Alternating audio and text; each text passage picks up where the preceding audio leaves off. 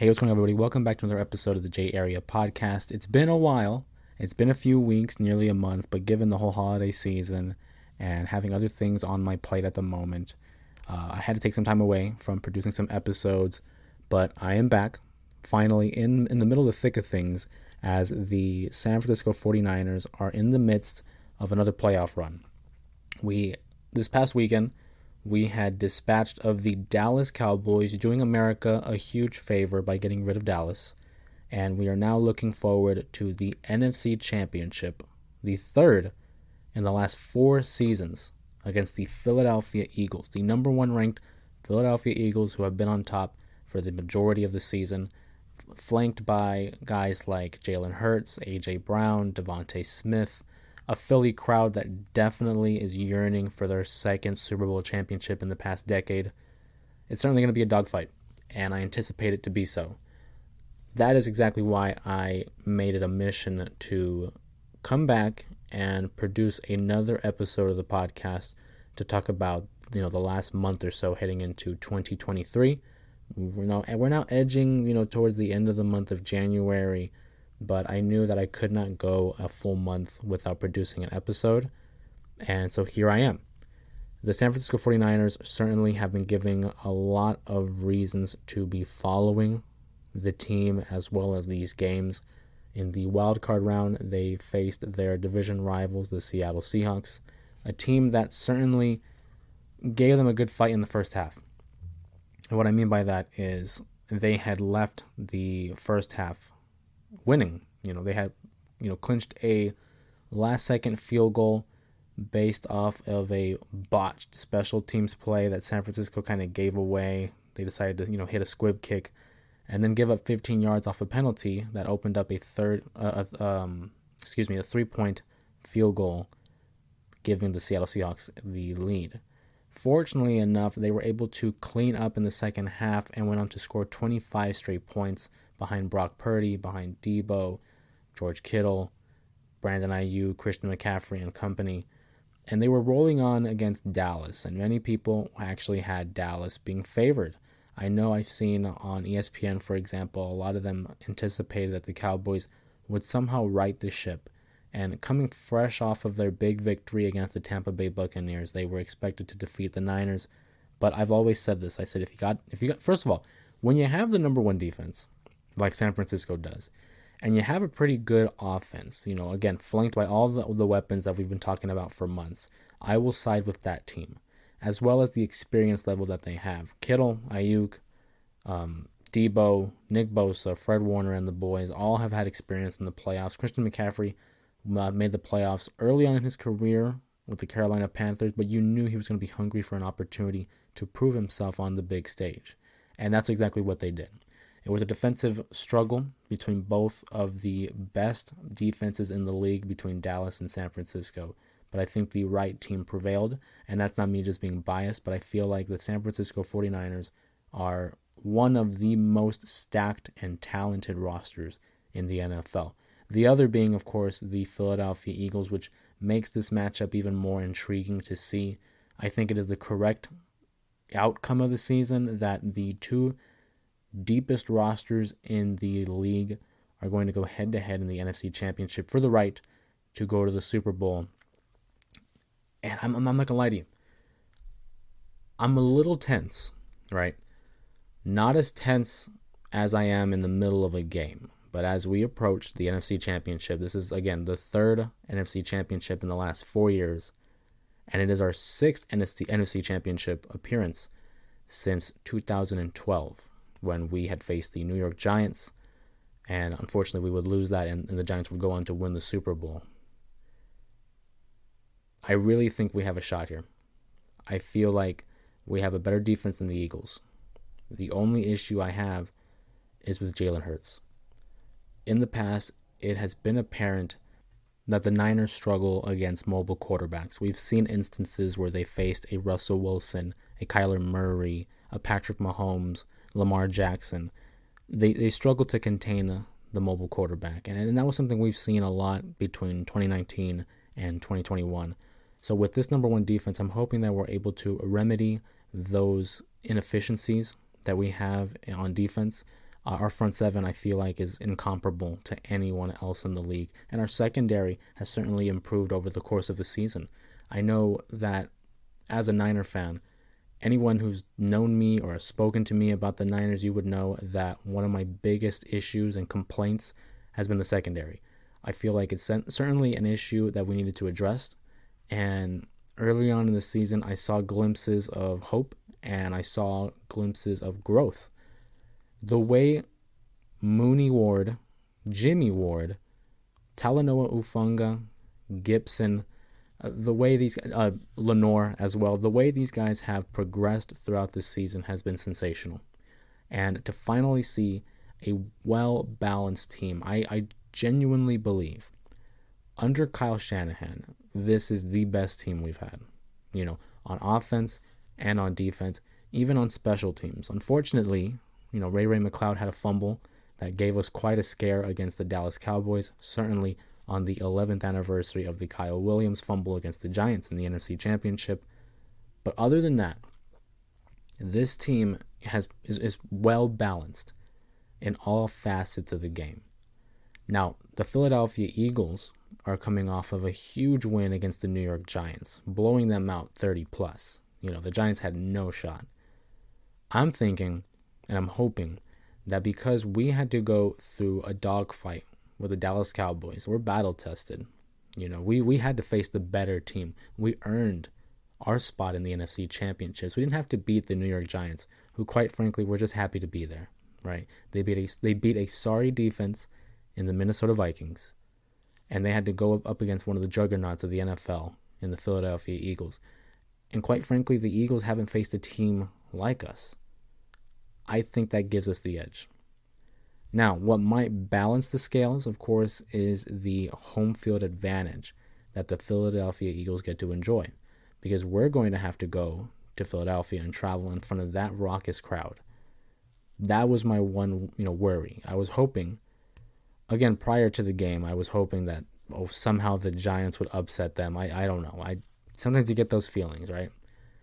And if we would have faced the Giants at Levi Stadium, it's punch your ticket, we're going to the bowl. Not the case, obviously, because Daniel Jones and Saquon Barkley had no answer for that defense, nor did the Giants' defense have an answer for the Philadelphia Eagles. I think this is going to be the better matchup in terms of the championship Sunday, because I think the Bengals and Chiefs will certainly be a great matchup of quarterbacks. But I think in terms of overall talent, the Philadelphia Eagles and the San Francisco 49ers will provide a show that is certainly something that we have earned, because I do think these are two of the best rosters made up, in the NFL currently. It's certainly going to be a game that's going to be fought in the trenches, and I think that's where it's going to be. Whoever can control the ball, control the timing, the time of possession, whether it's our offensive line versus their defensive line, or their defensive line versus our offensive line, that is where the battle will be, won. Can we protect Purdy? Right? He's become a little bit more elusive over the last couple weeks. Certainly had some issues against the Dallas Cowboys pass rush. But speaking of rush, the Philadelphia Eagles have a struggle of their own, and that's running defense.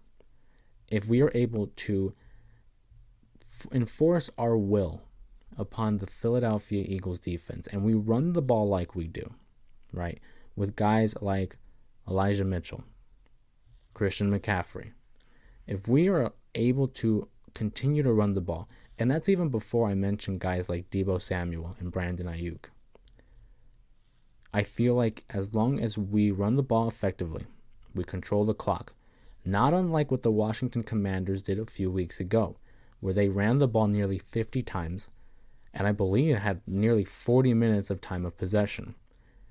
You have to play your brand of football. Don't fall into theirs. We do that. And if need be, of course, we're going to have to pass the ball, because you can't just run the ball all the time. The Philadelphia Eagles defense, their pass rush will come. But to find their key playmakers, George Kittle, McCaffrey, Deebo, Ayuk, etc., find those guys on very quick intermediate passes, medium passes if you need be. Let them do the work. We have one of the most effective groups in terms of yards after the catch. That's everything. That is the game plan for this week. We also have to protect the football, right? And that's what Brock Purdy was able to do against the Dallas defense. Didn't surrender any turnovers. And this is a Dallas team that was notorious for interceptions in the earlier part of the season. But Brock Purdy, if he continues to play his brand of football, right, and not overdo it, not overthink it, just get the ball to the playmakers. Don't turn the ball over. We will remain in this game. You look at the 4 remaining teams in the NFL playoffs currently, and you'll look at their turnover differential.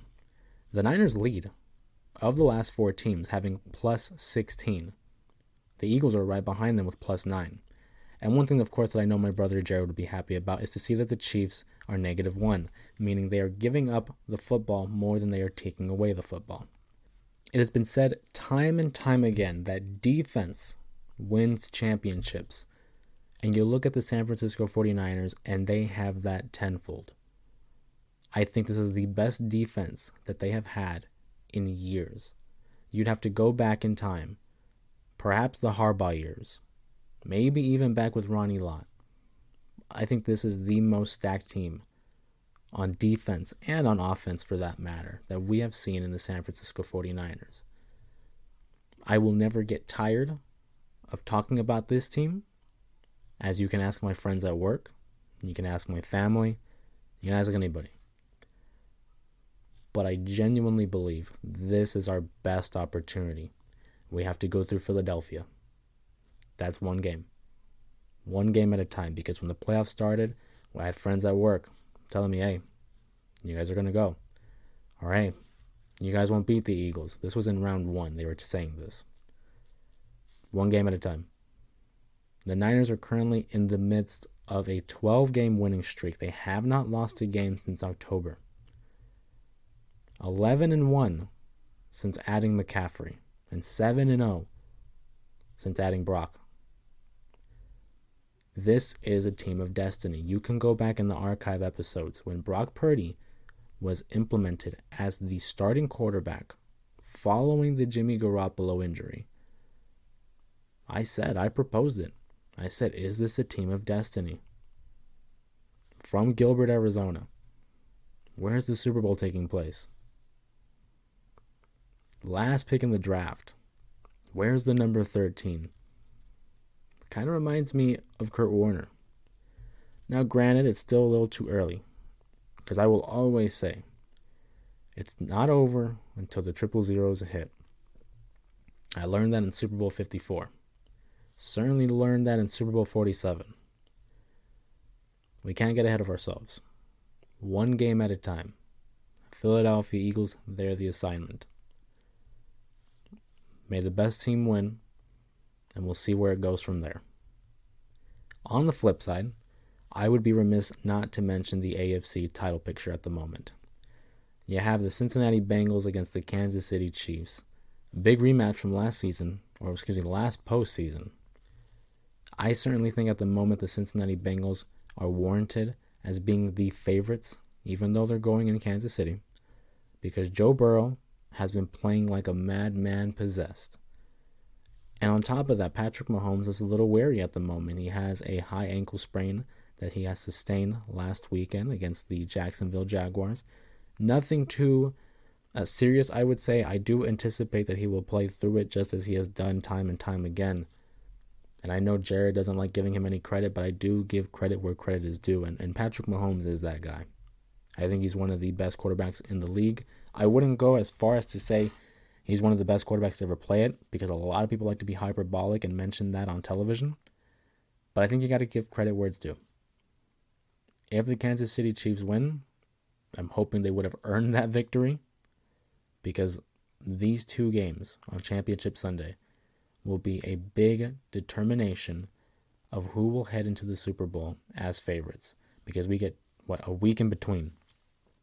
A week in between the championship games, then we get the Pro Bowl, which they're implementing a new, weekend of events, which I would probably tune into. I always say I'm going to tune into the Pro Bowl just to see what they have done or what they plan on doing. But, I mean, we'll see. We'll see how it goes.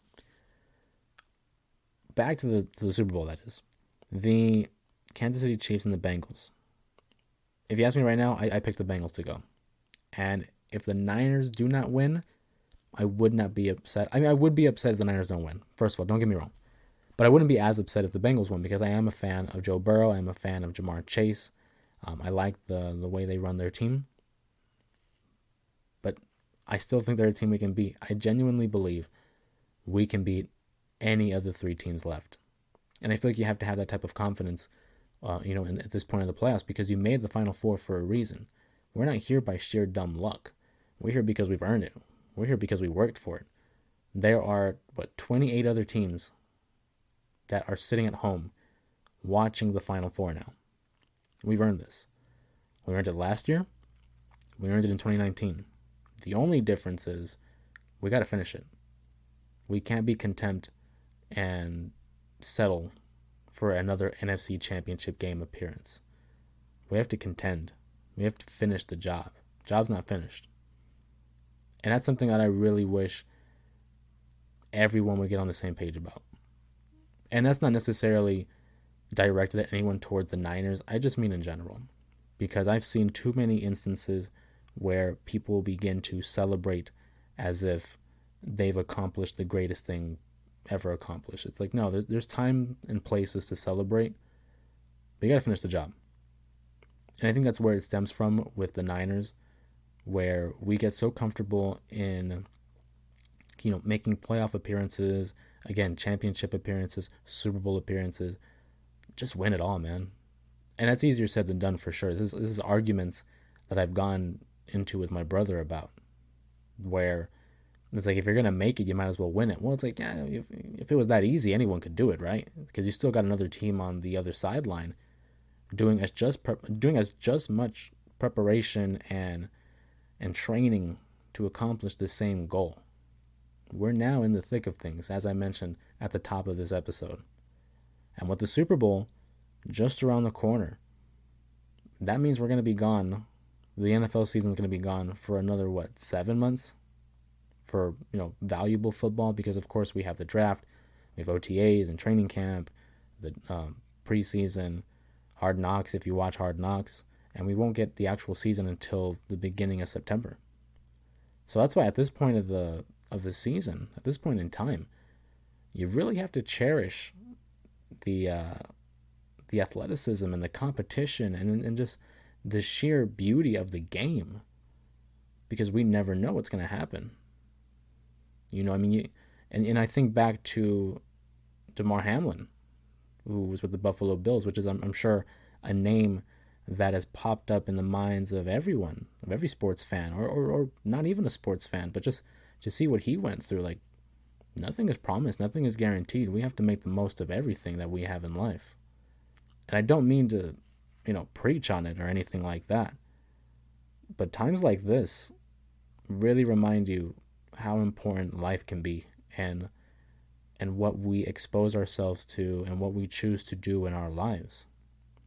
So I suppose, as a way to close out this episode, it's just a reminder, whether you're a sports fan or not, whether you have a passion or not, to always do things in full, to always maintain the sensibilities and the values that you have had throughout the course of your journey. Remember who you are. Remember where you came from. And remember why it is that you do what you do. Again, whether you're an athlete or not, whether it is involving your job, your friendship, your personal life, relationships, regardless of the situation, always put forth the same effort every day and never remain complacent. The enemy of success is complacency. So never settle. And on that note, I'd like to thank everybody again for tuning in to the J Area Podcast and talking a little bit of sports with me. As always, you can find me on social media at justjose_3. Make sure to follow the podcast on Spotify and subscribe to the podcast itself, J Area Podcasts, where you can find each episode of the show. Once again, I want to thank you guys for dropping by and hanging out. And if you enjoy these episodes, please be sure to leave a like, comment your thoughts and opinions on the ongoing events of the NFL playoffs, or just how you're doing in life in general. And again, please subscribe to the YouTube channel, J Area Podcasts. Ladies and gentlemen, my name is Jose. This has been another episode of the J Area Podcast, and we will see you again very soon.